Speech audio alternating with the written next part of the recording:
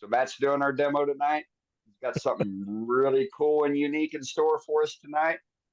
He's going to be doing it his way, how he turns it, with his methods and his processes. So please keep all comments and questions until the end of the demo, unless Matt wants to solicit questions and comments during his demo. In the meantime, I am going to mute everybody. Matt, please unmute yourself. All right. How's my audio? You sound great, Matt. Okay. Your video looks good too. It's not doing much on the peripheral, but you're all good. All right. Thanks. So tonight's demo is actually sort of two demos together, and it's all based on stuff that Alan Stratton has done. So let me switch over to this and show you my little presentation here. So what I'm going to be demonstrating is how to make the top part of the sea urchin ornament here.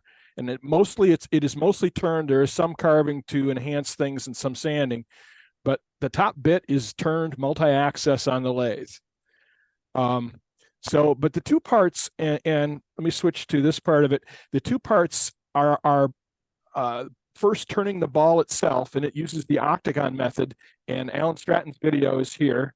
And then there's turning the multi-axis ornament, which is also an Alan Stratton video, and that video is here. And I want to give him full credit for this because this is where I got it all from.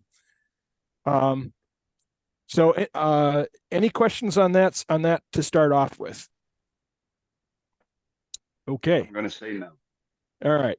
All right. So I'm going to be using just a few tools here. I'm going to be using primarily my deep fluted bowl gouge, which you all know and love, and I have a small deep fluted bowl gouge also. And I may use was once a spindle gouge, but is now a detail gouge. And what I've done with that is, let me switch to a different camera here. What I've done with that is I've rounded off the sides. I swept back the shoulders and steepened the grind a little, but it was once upon a time a small spindle gouge. Okay. I don't have a direct need to use much of anything else tool wise. I have a series of jigs I've built. So this one is this is a 3/4 inch tenon on this one, and it's got a tenon for my jaw chuck on the end. And it's just a scrap piece of wood. And this also has a tenon for my chuck on one end, and it's a very steep cone with basically a 1/8 inch knob on it started as a cone, but I've abused it, so it's smaller than just a cone. And I will also use an index wheel that I will show as well, and that it just sits behind my chuck. It's one I made myself with a protractor. Some stuff I printed off the internet, and I will use the little thing to index it with. Okay. So what I have here is a piece of box elder. It is turned, it's just a simple cylinder. It is exactly 3 inches in diameter. I just made it that way for convenience. And I've laid down a line here. I don't know if you guys can see that in the center here. Let me make it darker.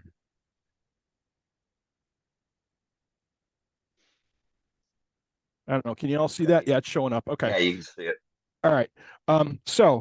Let me switch over here to this and go to the next page. The octagon method is a method for turning a sphere. And basically what you do is you start off making an octagon, and you're looking for the numbers you need are all based on and I've done all the math so that you don't have to. So each side of the octagon is all the same length. So that's S in this diagram. And it's basically diameter times 0.4142. And the letter T here, which you see on the top of this, is basically just side cut in half. And I'll show you why you need that. And then I don't know if you can see the little letter A to the left of that. That's the distance between the top side and the left side or the right side. And I'll show you how we use those. So, and right next to it, we've got a little example here. And in retrospect, I should have made it 2 instead of 4. But I can do that anyway. All right. So trick number one, I uh, I downloaded an application called, this is on my phone, an application called Sheets, which is basically a spreadsheet application. And I built a little spreadsheet to do that. And so what, can you guys see that, the numbers? Yep. Yes, So, we can. Yep. okay. So thanks, Ruby. So what I've done is I put my diameter in here, which is 3 inches, and it's calculated the rest of it for me. I've just basically used the numbers right from there. And then the second column in gray is times 32, so I can tell how many 32nds of an inch it is, and I can decide, if it's, I don't know, 19.88 30 seconds is really close to 20 30 seconds, which is 10/16, which is 5, I don't know, 5/8, I guess. So what I do is I start with the center line for my spear, and then I take the side number. Show up the side number. I'm taking this one here, T, which is 0.62 inches, which is 20 30 seconds. So that's my second measurement. Where's that? I've lost my, there it is. Okay, so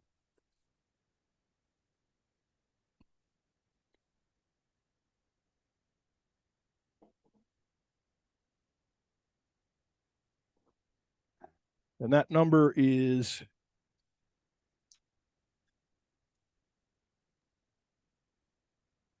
5/8.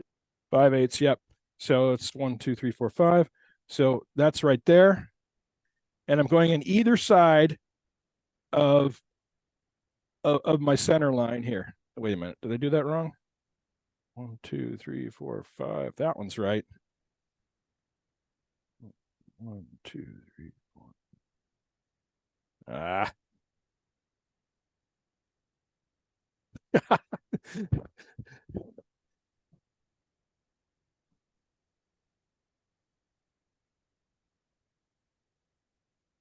We'll do 8s. That's right. Okay. So these two lines are either side of my pentagon. So that's this width is the top side of my pentagon. That's how I get that. So the next number that I'm looking for is the other one, which is 28 30 seconds, which is 14 7/8. So I got out here 7/8, which should be this line here. And it is.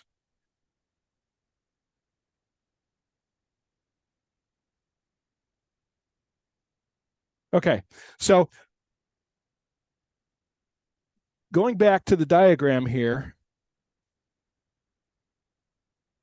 So this distance is S or TT, and this distance is A, and this distance is also A, and this is the size of my spear, which is also 3 inches across from here to here. Oops, I was pointing to the wrong one. We're on the slide. Okay. Yeah. So this distance was T and T, and this is A, and this is the side of my spear. This is 3 inches in diameter, 3 inches across here. So I'm 3 inches in diameter and 3 inches across. So that's where I start. Now we're going to actually make some cavings. So these outside lines are the outside of my spear, so I turn those down. Now, I also have to turn it down to be, so it's the side width. So I'm going to go, I've got this set to 1.25 inches, which is basically the side, it's that distance there, okay? But I'm going to turn this down to this diameter.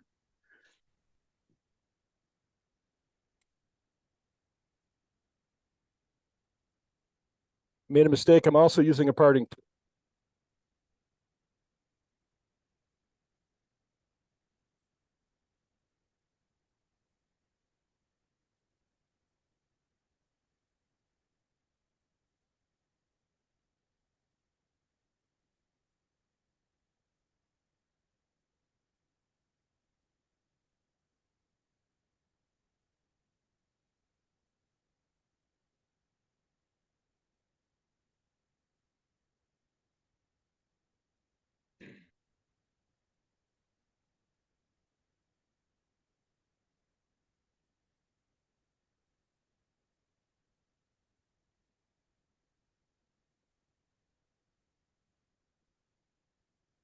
And my target diameter is this.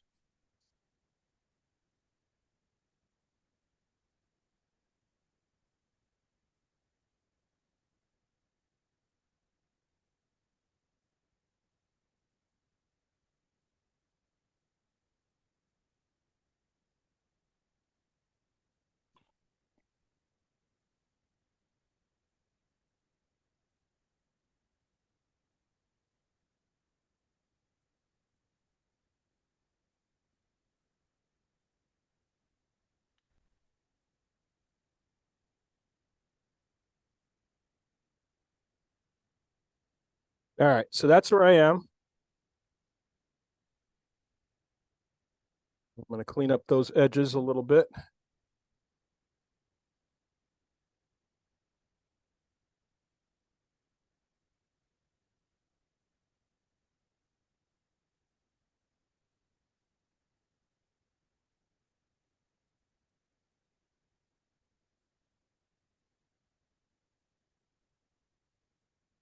And because I'm going to be using this as a tenon, I'm going to clean that up too. Questions so far? All good, Matt. All right. We got a little bit of my line here, so I'm gonna clean this up a little bit more here.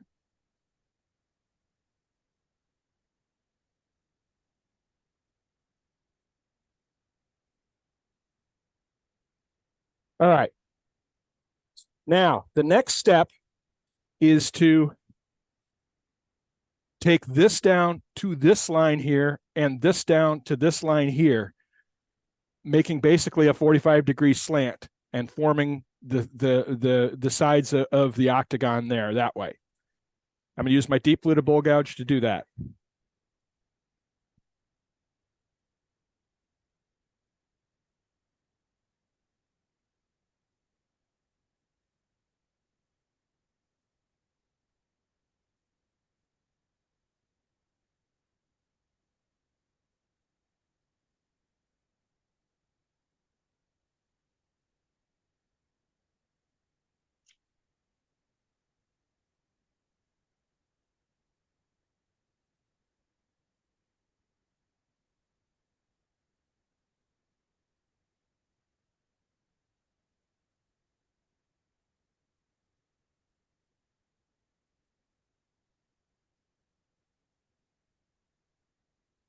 Okay. Now, next is to begin to round things. So what I've got to do now is bisect both of these.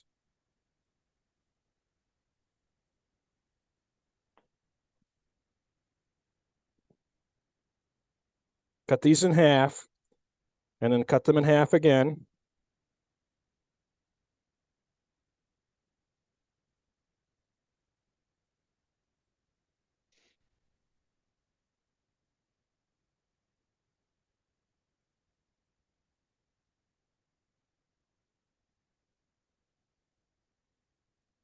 Ah, that was slipped on me there.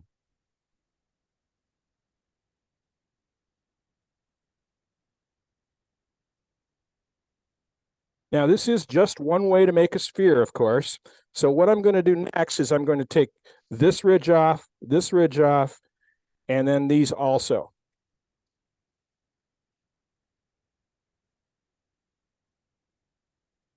All I'm doing is making flats.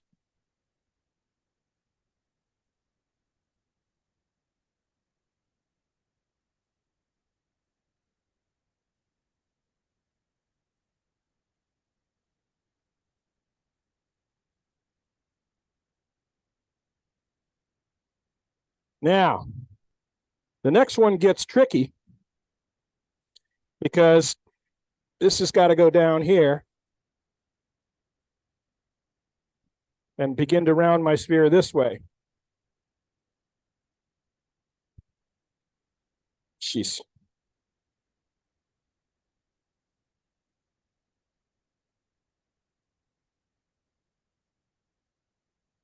You got this.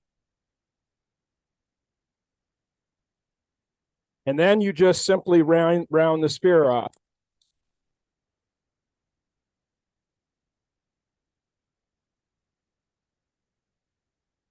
Now,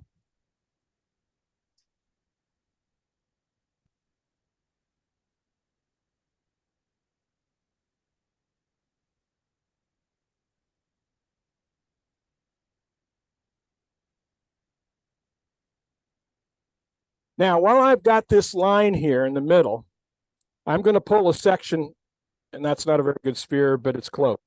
I'm going to pull a section out of the demonstration for the multi-axis stuff, and I'm going to start marking my right now. I'm going to put this little doohickey on here. Any questions while I'm doing any of this? Nothing in chat. All right. So what this is, and I'll show you this from the side here. This is my lathe index, and I've got a little pin, looks like that, and it goes into the little holes here in my indexer, like that.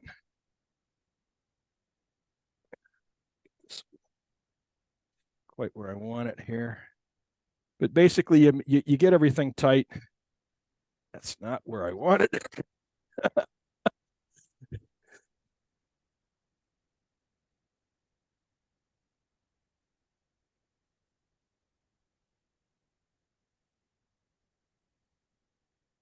Yeah, that's better.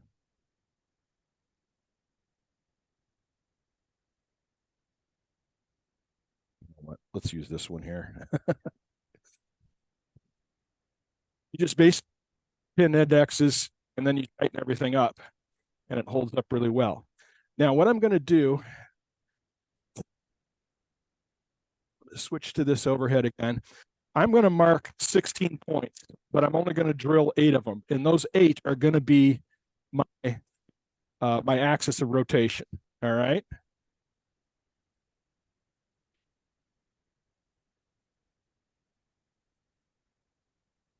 And I'm doing, and in my notes, like I did this one way, and then I did it, and then I've been rethinking things all afternoon. So in my notes at the end of the presentation, and I'll switch you over to that right now so you can see it.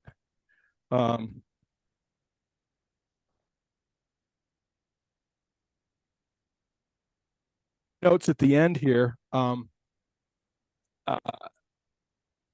I've talked about pulling the step 3 from the marking and drilling the holes into this section of the making of the spear section.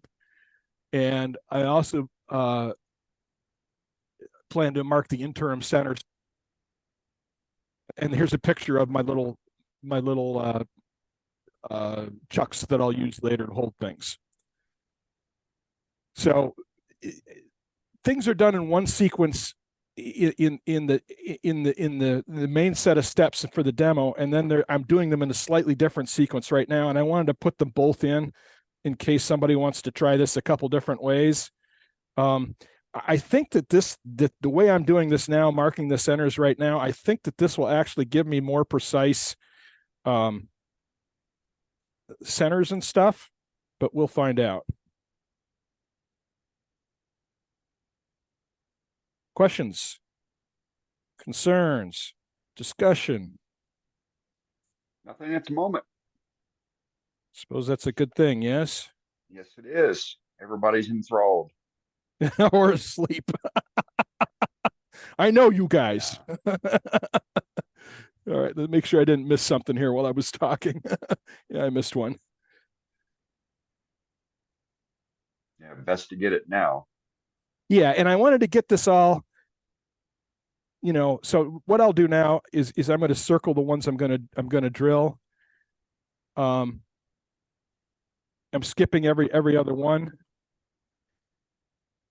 These holes are all going to go away at one point or another, and you'll see why. And they'll go away, either if they don't go away, well, they will go away when we turn them. But these ones will go away in sanding too. So you'll see it at the end. So I should have 1, 2, 3, 4, 5, 6, 7, 8 circled. Okay, that's good. All's well with the world. Okay, so I'm going to drill these now too while I have the chance. And what I'm going to do, the drill I'm going to use for these 1/8-inch drill. Curiously enough, that's exactly the size that my little chuck fits.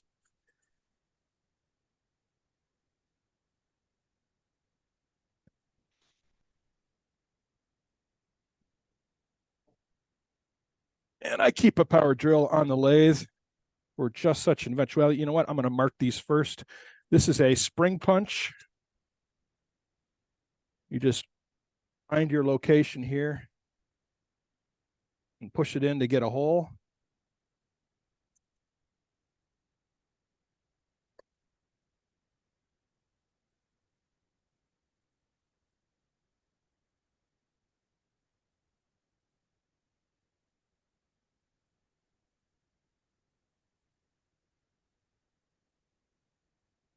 All right.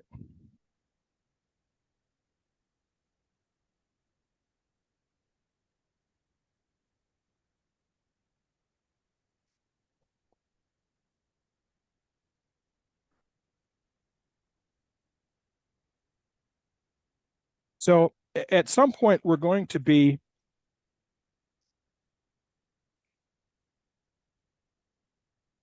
coring out the center of this too. So, and these will all go away. So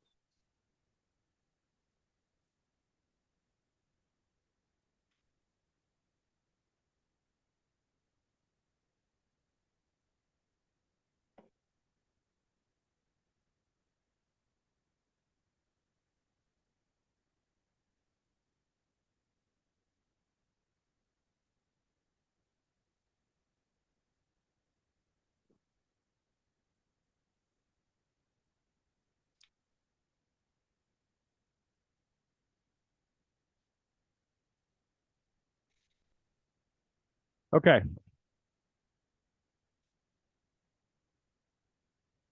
All right. So the next step is I'm going to be cleaning these both of these ends out. And I'm going to need a tenon on this side for holding it while I drill this end out. And then I'll cut a small tenon on this side to hold it while I drill this one out, and you'll see how that works.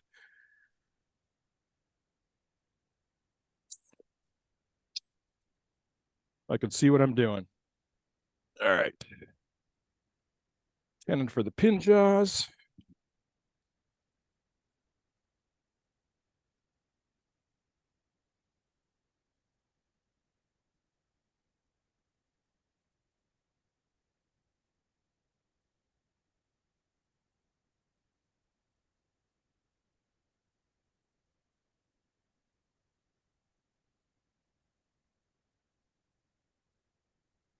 And I want this to go away.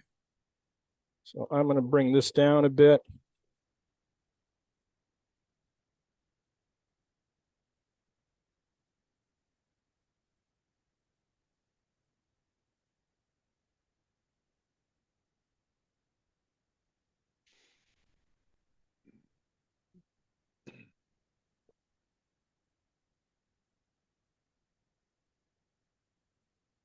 All right.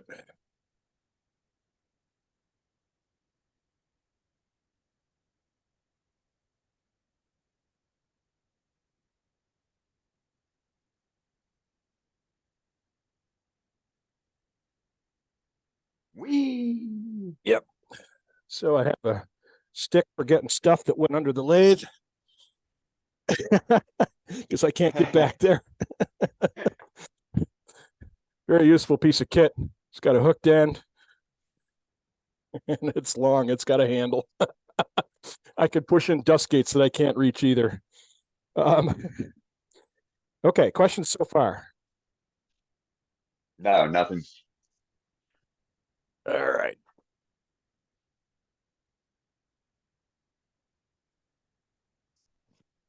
I have one, Matt. What's the purpose of those holes you drilled if they're just going to go away? The Checking purpose point. is the purpose is to mount. So those are going to be our access mount. So we're going to mount and turn on each of those sets of holes.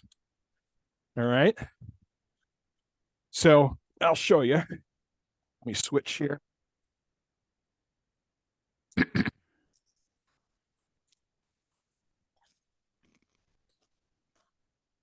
So this is our piece as we had it, right? Or it was like this, no big deal. So at some point, we are going to mount between each of these holes and turn it this way. And then we're going to mount between holes and turn it this way, and so on. Okay. Gotcha.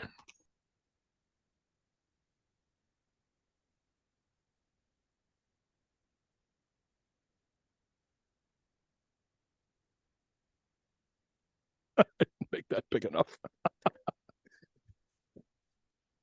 Really in there wood. This is a Good tool thing tip. I drilled this out and put a magnet in it so I can stick it anywhere. Yeah.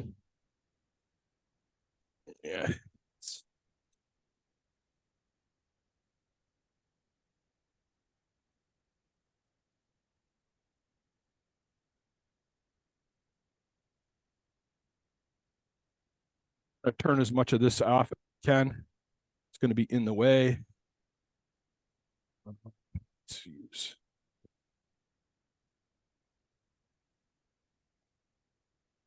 It's messy.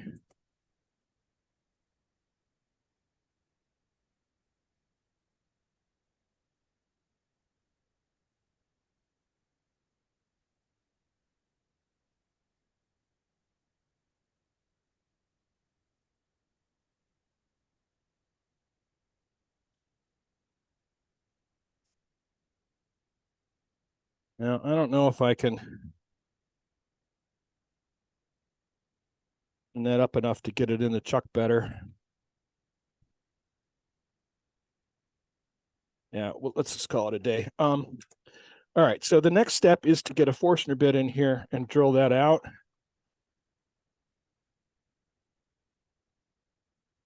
So I do that with a Jacobs chuck and a 3/4 inch Forstner bit.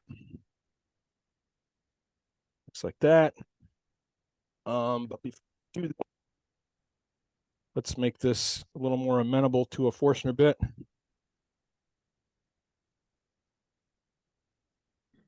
Turn your lathe off before you move your tool rests.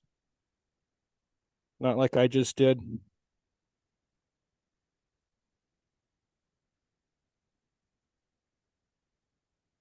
So I'm going to only be taking this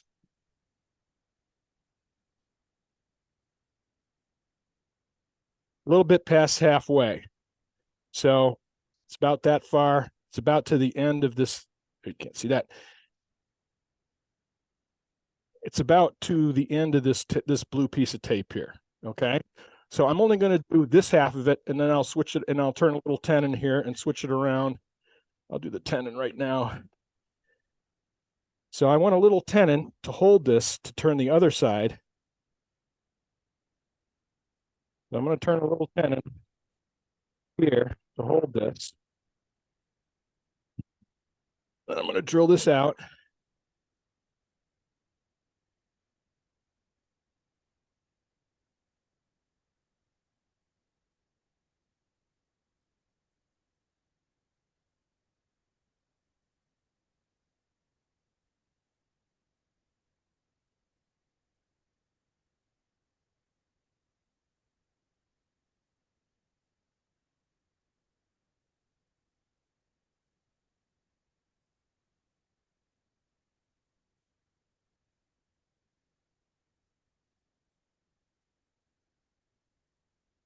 Okay.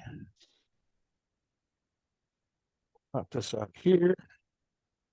Pop this off of here. Switch back to the other chuck.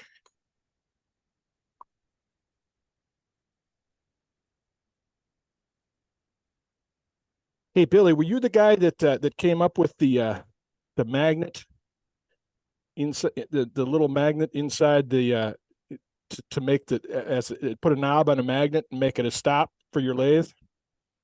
Is that No. you? Okay. Was not. Might have been Scott Tague then. I think it was Bob Moffett. I don't know who it was, but I love it. Birdhouse Bob. Yeah, no, I wish I'd have thought of that though. I just the little guard alongside the spindle lock. I just drilled a hole through it and stuck a nail in it. Makes sense. All right, so this will get, and I got to get rid of this stuff here.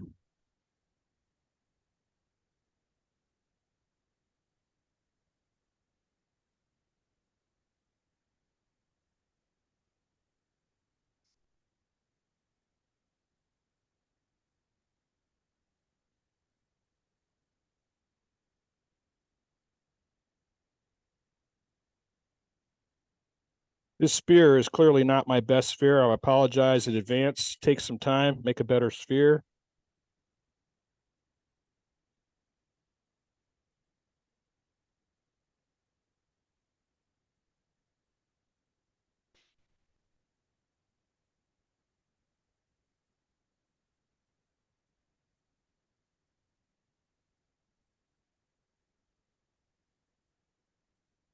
Ain't nothing but a thing, Matt.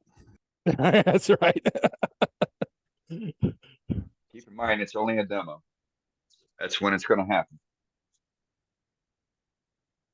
Well, I have a temptation to clean it up myself, and I'm looking at it thinking, man, that's no good. All right, I got to clean that up a little bit more. What in nature is perfect, Matt?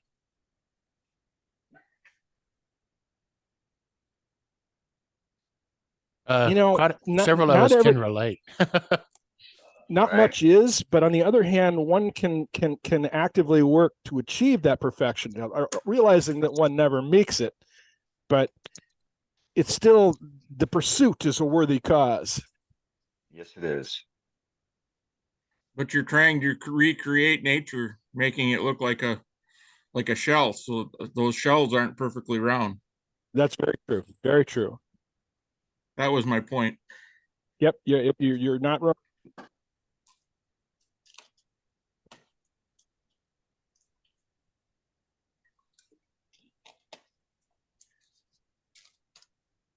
As was discussed, I'm holding on to my duck, and I'm removing it.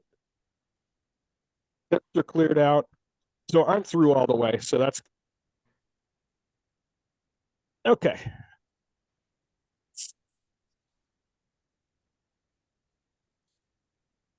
All right. So the next step now, we're going to start turning on the multi-axis. So what I've got right now is I've got a through, maybe not, it is through all the way. It's through all the way. It's kind of messy in there. Forstner bits get them, left a little bit of stuff in there to be desired. So I've got a whole, this is going to be my top and my bottom of my multi-axis piece. The thing to do now is to switch it to using the multi-axis chuck. And for that, I'm going to bring this guy on and put that in the chuck. Any questions at this point?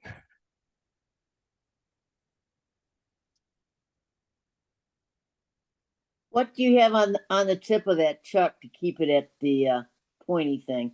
It was originally a cone. Okay. So what is on the tip of this is just burn from the wood holding it. Okay.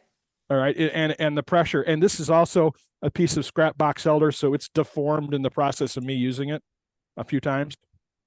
Okay. Thank you. Yep. So it's just wood. It's nothing more. I mean, it's probably, got all kinds of interesting carbonization going on in there, but I don't care because it's going away. All right, the other side, I'm just going to use my 60-degree cone live center. Okay.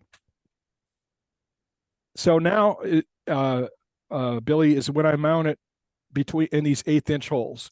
So I pick one, doesn't matter which one. So one side goes in and the other side, and then you tighten it down.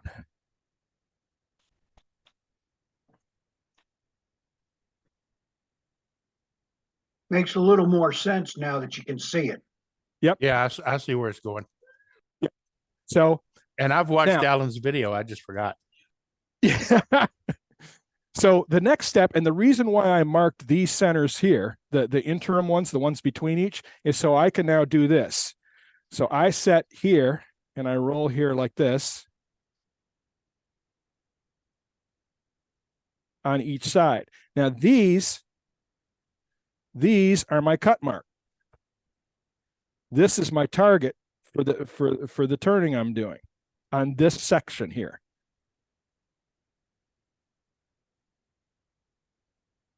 All right. Okay. And because I'm a little off center, it's a little. Wonder if I can get a better draw here. That's better.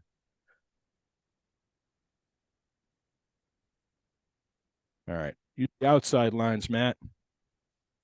All right, we'll check it.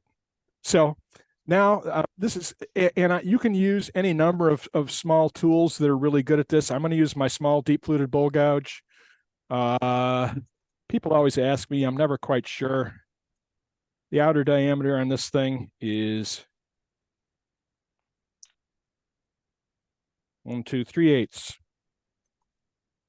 So first thing I'm going to do is I'm going to turn a flat across this between my two lines. And the reason I'm turning a flat is so that I have a starting point. All right. So the first thing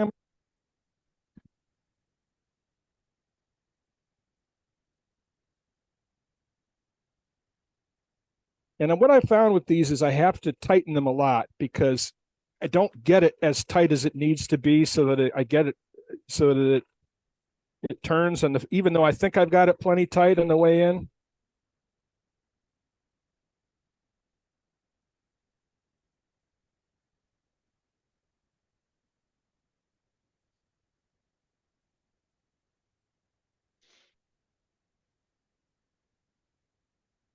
okay, flat. Now, the next step is to take a parting tool or similar device.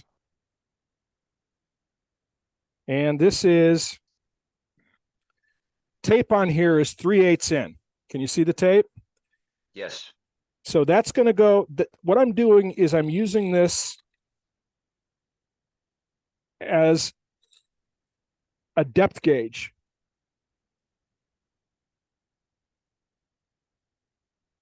So, and the reason why the tip on that thing is burned is because I'm continually tightening this.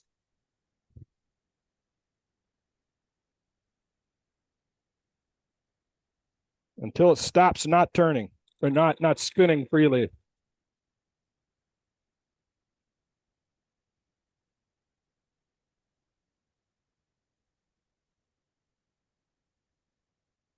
Man.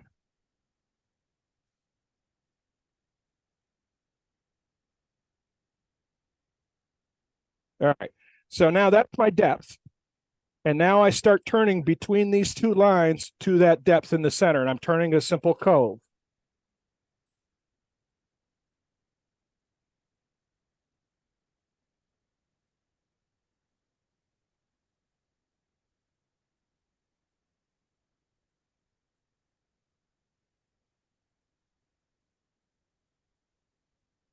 And I'm not taking heavy cuts. I'm just taking light cuts.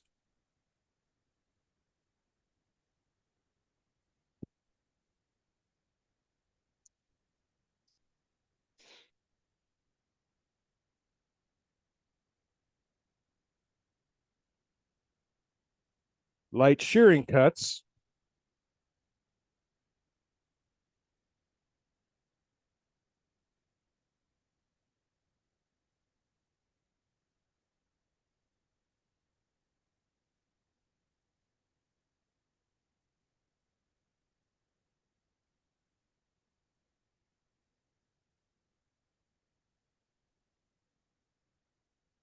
So it's tearing up a bit, and I still have a little bit of ways to go here, but that's what I've got so far.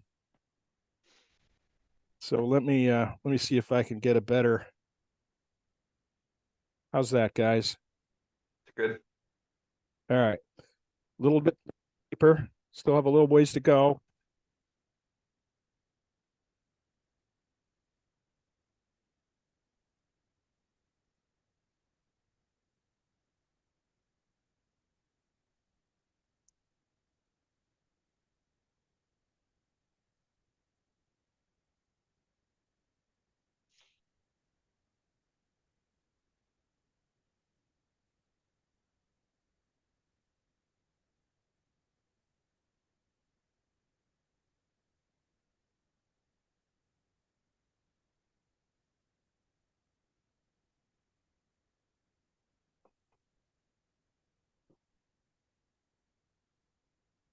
One more cut. That's what they say, right? That's what she said, right?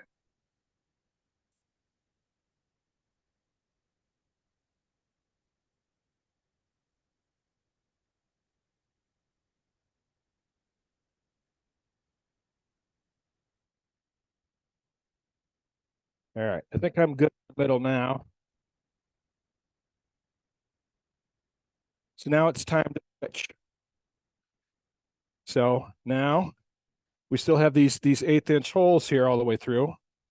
Let's turn on those in the middle of this one. And this is one of the reasons why I made this so steep as I did, is so that it gets in between these cracks, these turned areas. So got an interesting thing going on here. Is my hole is not centered in the bottom of my cut. So I think that what I'm going to do is this one's good, but this one on the other side isn't. So I think that what I'm going to do is I'm going to put this center where it should be and get an even cut on this. Cheater. Yeah, we'll see. It ain't supposed to be here. We'll see if this works. This is innovation. All right. So, and I take my pencil and I draw my marks. Adapt and overcome, right? That's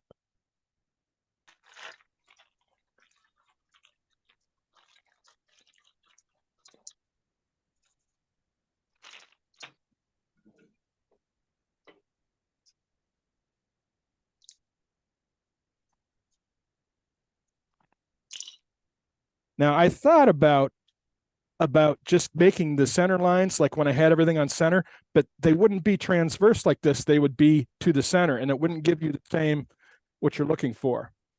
So, and that's why the end of this thing is burned, Sue. It looks like that in here. So I'm going to try and tighten it more so I don't have to do that so much. So first thing I'm going to do again is I'm going to make a flat between this and this.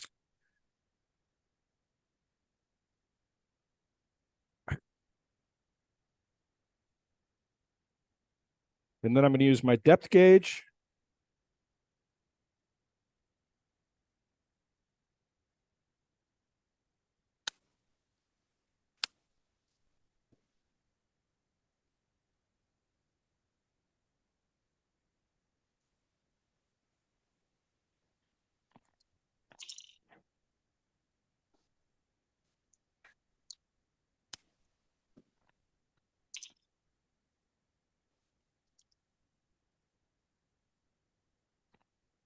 Okay.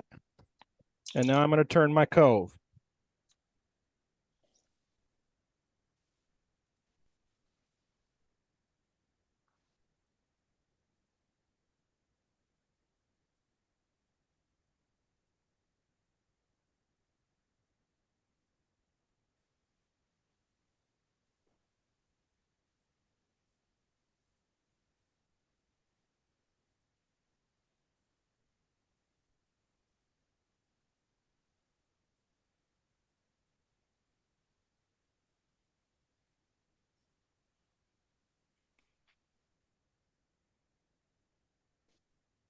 I'm pretty close. So this is where we are here. I need to go further out on this side. Matt, what speed you drilling at? Are you turning at? I was turning a little slower before, but I'm up around 1,000 RPMs. I could probably go faster.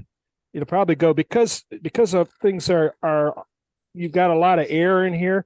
It probably would work better to be faster, I would think.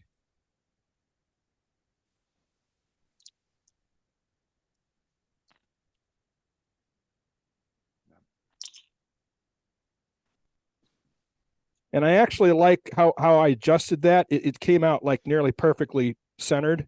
Both of these holes are in the middle, so that was done. That was a good adjustment I made there. Cool. Yep. So that worked.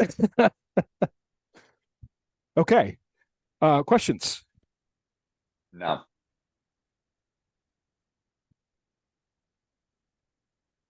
Anybody know why this thing comes out? Mine does this all the time, and I've seen other people's do this too. The little backer side to this thing. Okay.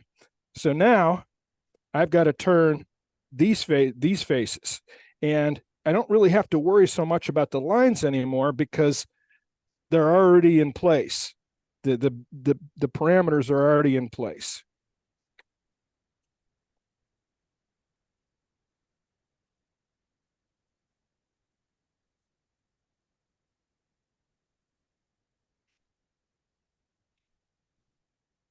All right. So Mine used to come out, Matt, right after I first got it, but I finally got it to stay in, and it's never come out again. well, I've toyed with using Loctite, and I probably should do something like that. But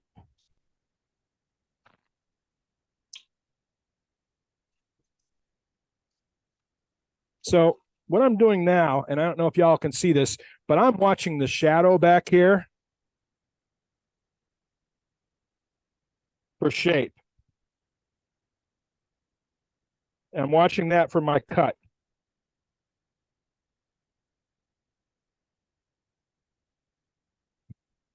Let me pick our center point.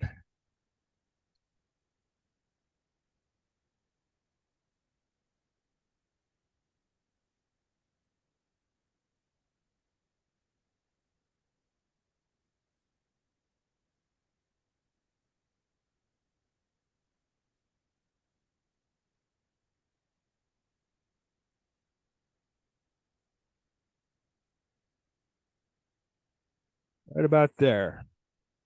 And now we begin making our cove.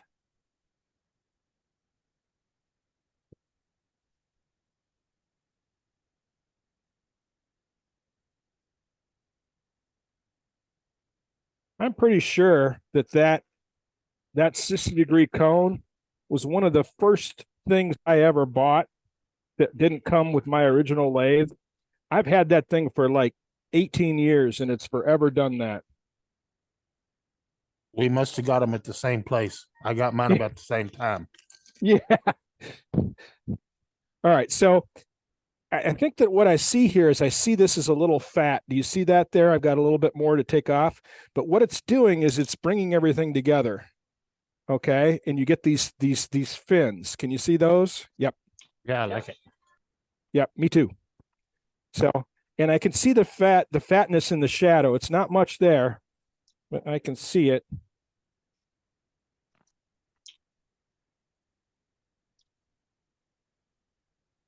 I got some on this side too. This is really delicate, so don't put a lot of pressure on the walls. It's very thin. Just a light shearing cut.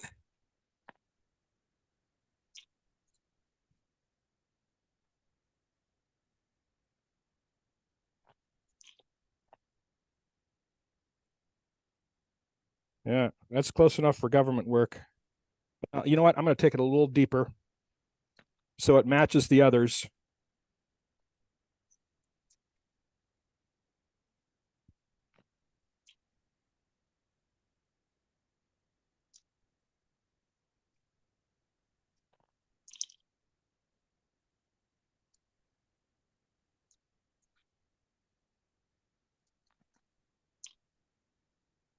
And it could still be deeper, but these are awful. And you know what? It's kind of thick there on the side too.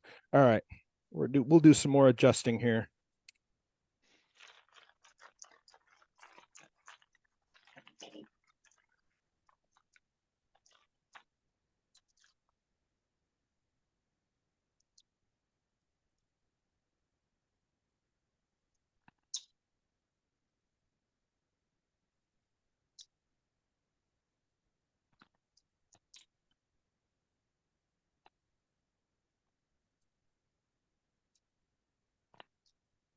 That's pretty good there, I think. There, I like it. Let's do the last one.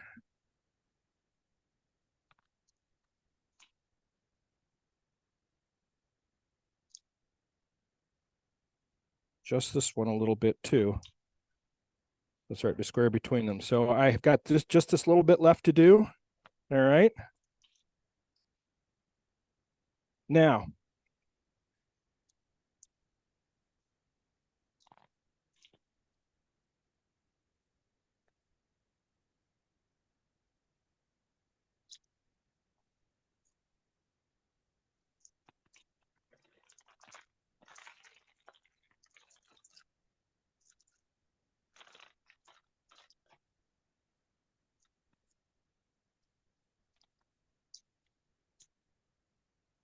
sure I got that done right.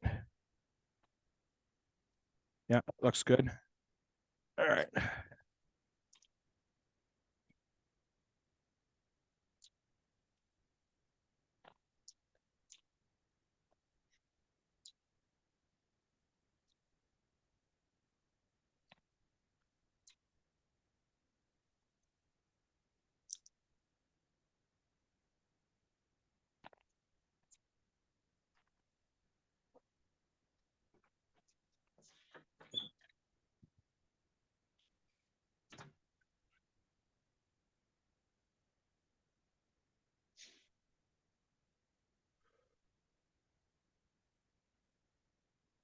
Okay, it's kind of narrow, but we can get there.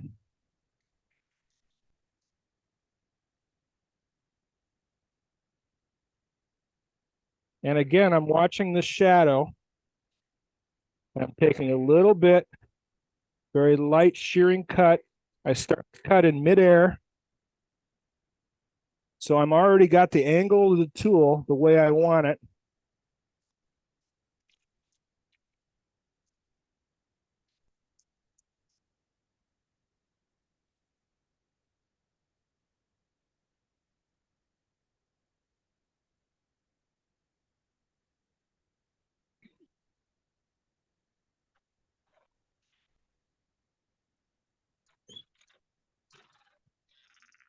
Have a look at that. I got a ridge in the middle I got to clean up, but let's look at it and see what I'm doing here. Okay. A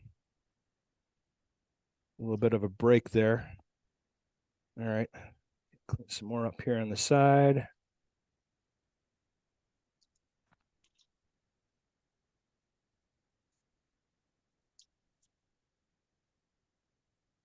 I'm going to switch to my detail gouge. So I'm having trouble getting the right angle on that.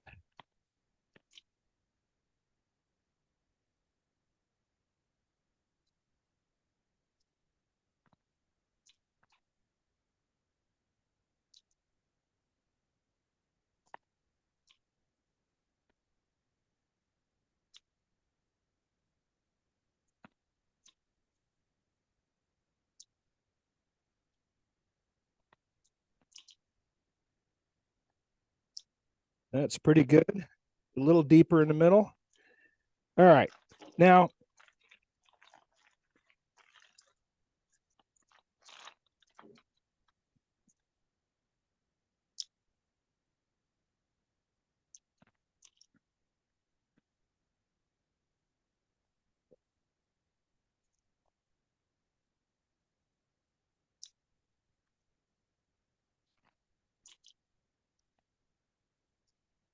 okay, now I'm watching the spinning profile of this over here, the shadow, to get my cut right and get my, everything lined up right. Okay. So this is basically my finish, and I could probably take this back a little bit here. Matter of fact, I will.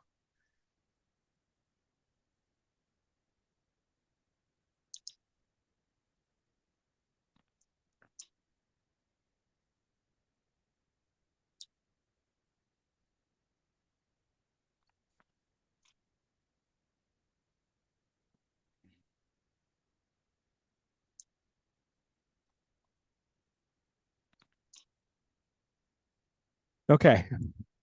Questions so far?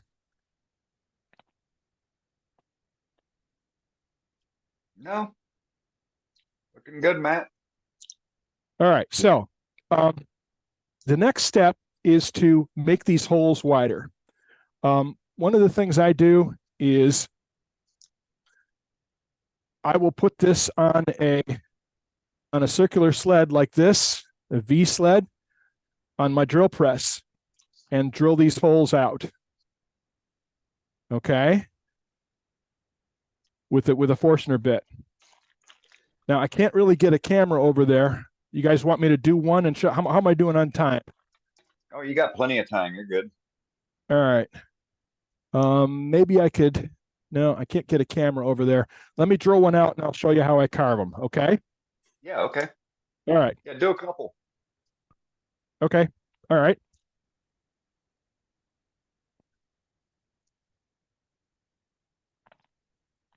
Ugh.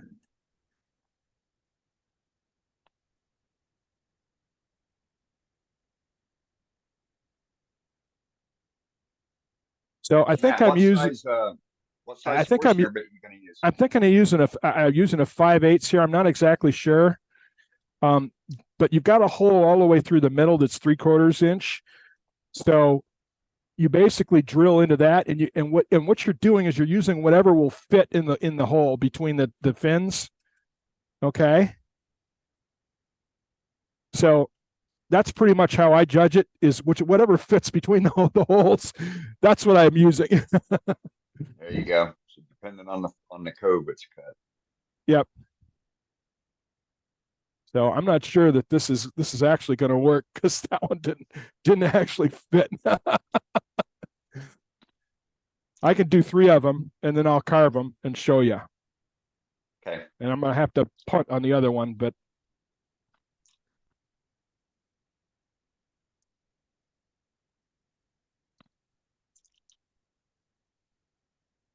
one of my fins kind of broke off a little bit too, got too thin.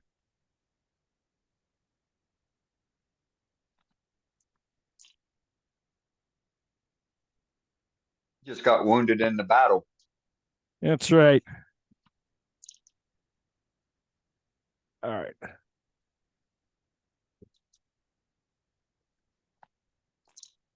Okay. All right. So I've got 3 of them drilled out here with the Forstner bit. 1, 2, 3. All right. And I got stuff in here to get all kind of debris to get out. Is that you who's eating, Dane? What you eating? I'm eating pistachios. Sorry.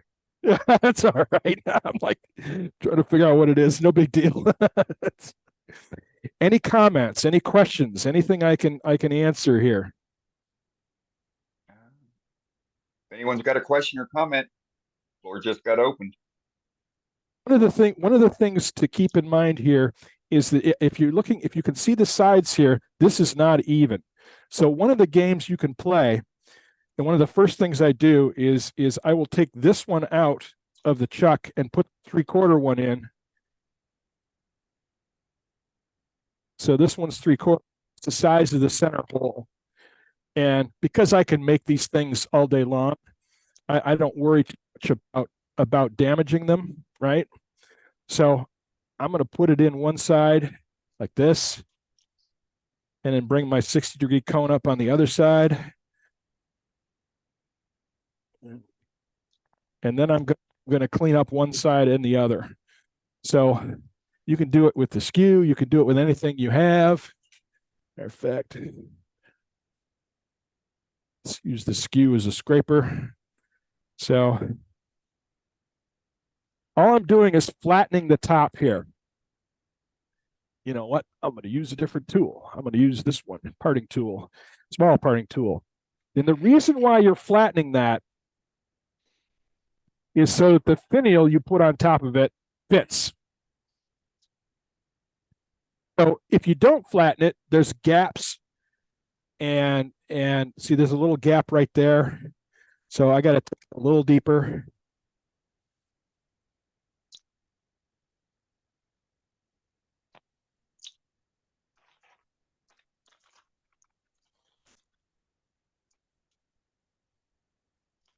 So I think Oh no, I got another little gap here.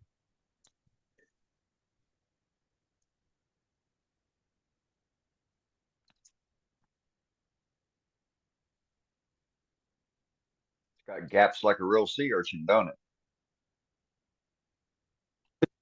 Educational that it does, so that's pretty close.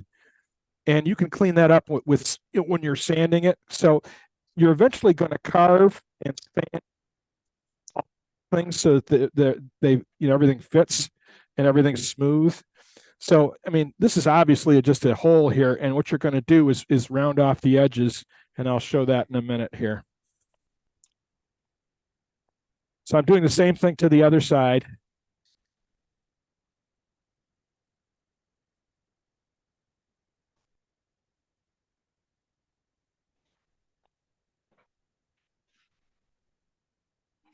Yeah, a little more.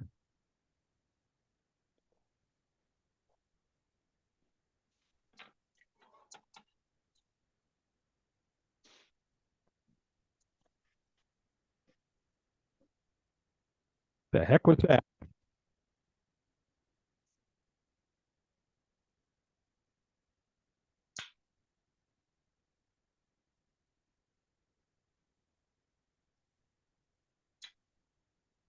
All right. So basically, what I've made is I made a little flat platform on each side for the finials to sit on. All right. And so when when you put a spare ribbon finial on there, it's got a flat place to sit so that there's no gaps. Okay. Oops. So there's no gaps. There's a little bit of a gap there. So keep that in mind when you make your finials. Don't make your bases so wide. That one's in pretty good shape. So so the carving bit. All right. So let me switch this camera over here. Never a dull moment, right? All right. No worries. So I do a lot of my carving for them. Make sure I am where I am so you guys can see what I'm doing here. Can you see that? Yeah, we can see. All right. Let me see if I can zoom it in a little bit so I keep it on camera. There. Yeah, you're good right there. All right. I get this right so I can actually do it. All right. Here. I'm like twisted here.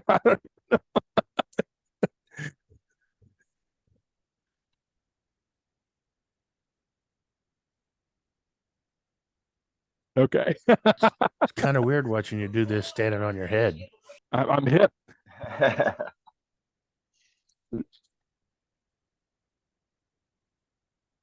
So I'll round out the corners of that hole I drilled. Being careful not to clip the edges.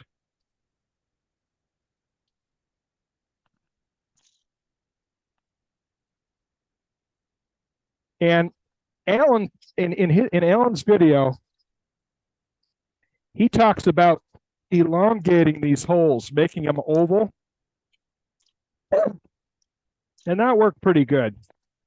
I mean, I worked at the first one I did, I worked pretty, long and hard on it. And so that's, it doesn't take long. And this is a saber tooth burr. It's a fine. It's not the extra fine, it's the fine. And I really like the round nose cylinders because they're very versatile. And you can't see that real well. This way. There we go. So this is the one I just carved out, and it didn't take me very long. I mean, there's still, and once it's, you're going to sand as well, and you just basically get the general shape, and then you sand the edges with it. You use a Dremel or something, and use sanding burrs. So, and then, and once you get all those done, then, when you do all 8 of the holes, then you're done basically. And you can do, if you're going to decorate, then you can do that also. Very cool.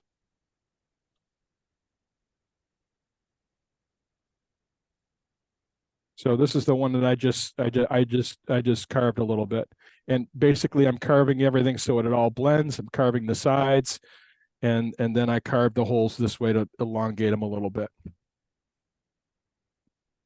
All right. So Very let me neat. see if, let me switch over here to this bit and see if I skipped any steps. So here, I've got a page of pictures, and then I've got a page of the steps here. Sorry. So the step 3 here on this page is the part that I pulled into the making of the spear, so that I had the holes marked and drilled. And then you're marking the spear between 2 of the drilled points. I use that custom 1/8" jig that I showed you guys. And this is what I meant, Sue, when all these holes are going to go away, because you're gonna Forstner bit them and make the holes larger. So you're gonna each one of these holes that you've used, and they may or may not have a burn mark on them. They're getting widened and carved out, so they're all going away. All right. So, and I talk here about marking the bisecting points between the drilled centers, which we did, and then we flattened the center facet. So, and then set the depth in the center. I'm using a parting tool with a piece of tape on it, and then we turned the cove between the lines to the depth, and then repeat the steps. And then the drill press. What's that? I said I understood all that, so thank you. Okay, good. So those are the steps we did. This is the result. Once you carve it and sand it off, it takes a little bit of effort, and clearly you might have to clean some of the artifacts from the turning. Mhm. So, and this is the one that broke off. So, but you get an idea about the shape you're generating. And while you're carving, you can go and clean up all of the things that tear out from the Forstner bits and the drilling and so on. So that's how you turn that. Very cool. Matt, have you Yes. experimented with leaving those 1/8" holes an 1/8" and not taking them out big? Like it. I dry fit everything. Okay. So when I dry fit them, I would want to, sorry. I mean, maybe you could fill them or something, and that would be interesting. But those 1/8" holes just by themselves, I don't like the way they look. So here, let me switch back to the overhead and see. It's just a simple little hole in the middle of things. So, I mean, maybe if you stuck something over it, or I don't know, but you're using them. I mean, some of them are kind of chewed up because you used them to hold, to hold it while you turn the other ones.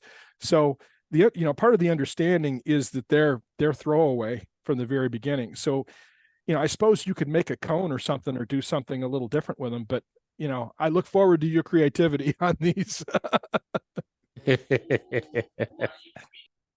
Make me proud. Right. Start another rabbit hole. Yep. Well, this is a lot. I mean, this is a lot. I mean, the ribbon finials were pretty easy, all things considered. But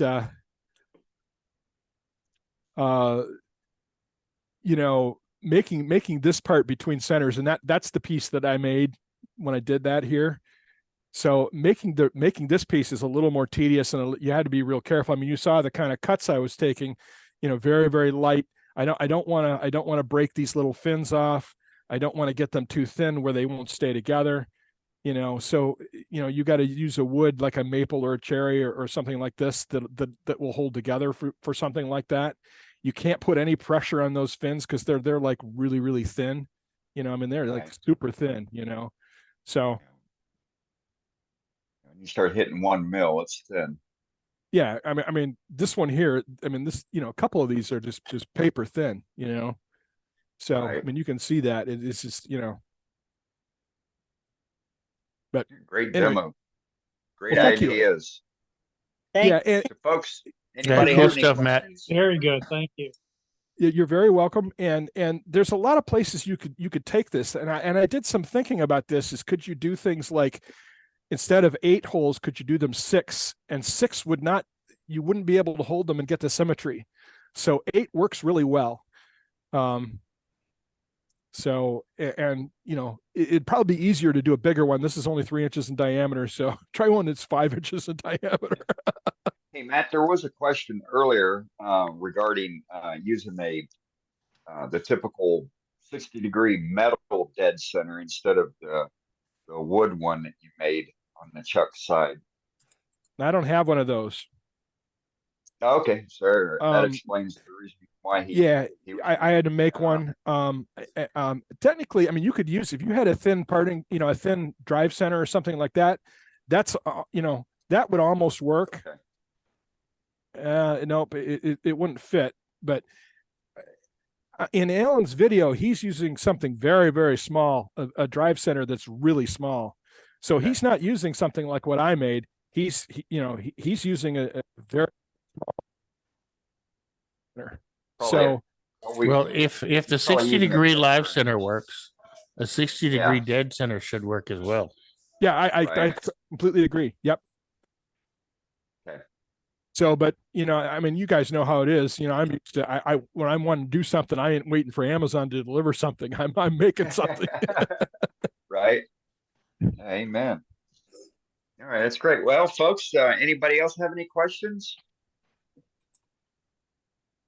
No, thanks, Matt, and thanks for all your work, especially on that PowerPoint presentation. You're welcome. Yeah, I try to get the steps out because this is complex, and it's kind of interesting. I'm teaching a class, regular class, where I have people do box lids or lidded boxes, and you know, we've all made 50 of them. You don't forget a step, but if you do, you can quickly innovate. You know, but somebody who's new to the lathe or doesn't have a lot of experience, you skip a step, and all of a sudden your box lid doesn't fit. Your inside is too big. It's important to have all those steps listed. It's a fairly complex process. Hey, Matt, Yeah. could you start out with an octagonal piece instead of turning it around? Start out with an octagon to lay your holes out ahead of time, your 1/8 inch holes. It's part of it is you're laying out your 1/8 inch holes on the center of your sphere. So if you could do that with an octagonal piece, I mean, the whole purpose of the octagonal method is to get to a sphere. Okay. Right. So it's just there's at least 10 different ways to make spheres. You know, I mean, you could use a sphere jig. You could use the shadow method where you've got a circle drawn on a piece of paper that's down below on your lathe bed. You could make a circular template, and cut it in half and use that to check it. So there's a lot of ways to make spheres. This is just one method to make a sphere. And the point is that you're laying out your 1/8 inch holes on the center line. So if you're using an octagonal piece to make your sphere with, and you can get that center line right where you want it circular, so you can lay out those holes along using your indexer, then of course it would work.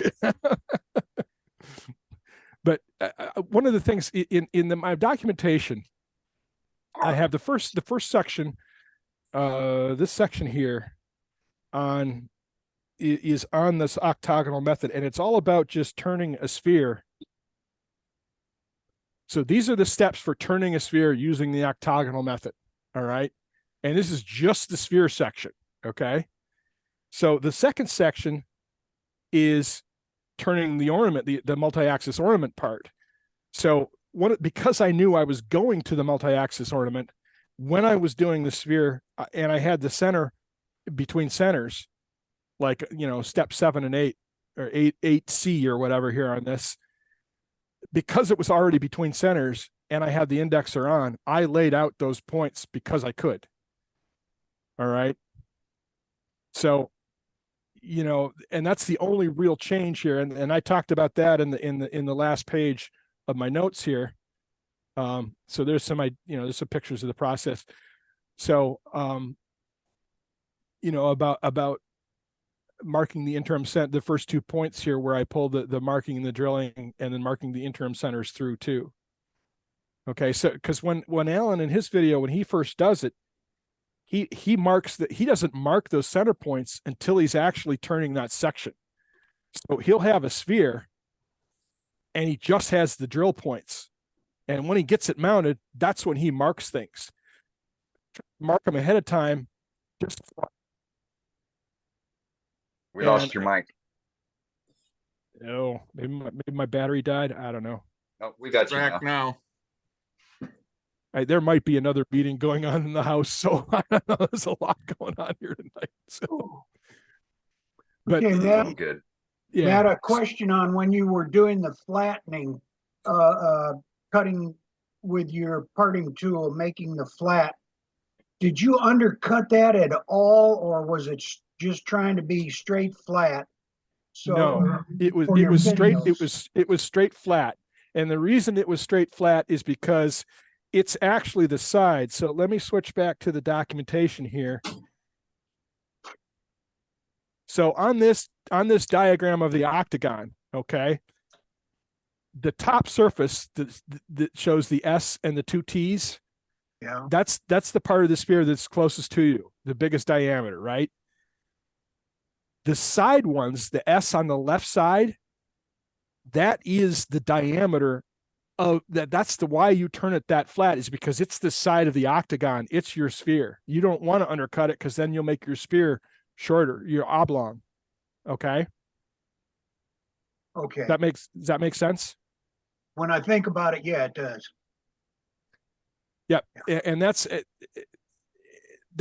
one of the important parts about that, is because that diameter of that side is actually the side of that octagon, the left and right sides of that octagon.